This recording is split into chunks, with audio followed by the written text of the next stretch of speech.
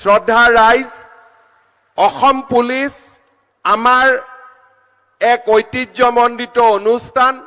দেৰগাঁৱৰ অসম পুলিচ একাডেমীয়ে 21,000 অসম পুলিচৰ জোৱানক এটা প্ৰকৃত শক্তিশালী আৰক্ষী দললৈ ৰূপান্তৰ কৰাত সহায় কৰিছিল। এই দেৰগাঁৱৰ পুলিচ একাডেমীক আমি লাচিত বৰফুকনৰ নামত সমৰ্পণ কৰি আজি 167 কোটি টকা ব্যয়েৰে এই একাডেমীৰ ভৱন, পুলিচ মিউজিয়াম আমি নিৰ্মাণ কৰি উলিয়াইছো।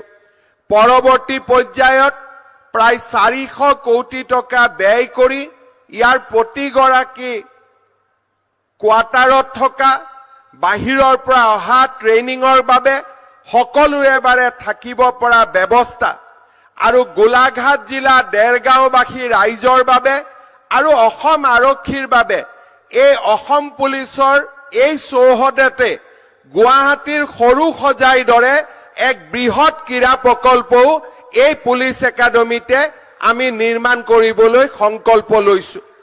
ইয়াতে যেতিয়া আমাৰ ষ্টেডিয়াম হ'ব, সুইমিং পুল হ'ব, ঘোঁৰা দৌৰৰ আমাৰ ইকোডিষ্ট্ৰিয়ান গেমছৰ ইয়াত ফেচিলিটিজ থাকিব।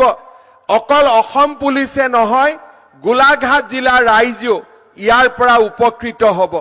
অসম পুলিচৰ একাডেমীৰ সমান্তৰালভাৱে দেৰগাঁৱত যিয়ে নেকি আমাৰ স্থানীয় ৰাইজকো সহায় কৰিব, এই একাডেমীৰ ভিতৰতে এখন CBSEৰ স্কুল, এখন নাৰ্ছিং একাডেমী আৰু আমি এটা স্কিল ট্ৰেইনিং চেণ্টাৰ বনাব খুজিছো, য'ত নেকি অসম আৰক্ষীৰ লগতে স্থানীয় যুৱক যুৱতীয়েও ইয়াত উপকৃত হ'ব পাৰে।